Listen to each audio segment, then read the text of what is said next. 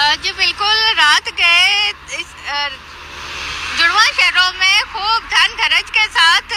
بادل گرجتے رہے اور کہیں کہیں بارش بھی ہوئی، اور اس طرح سے موسم سرما کی پہلی رات اور پہلی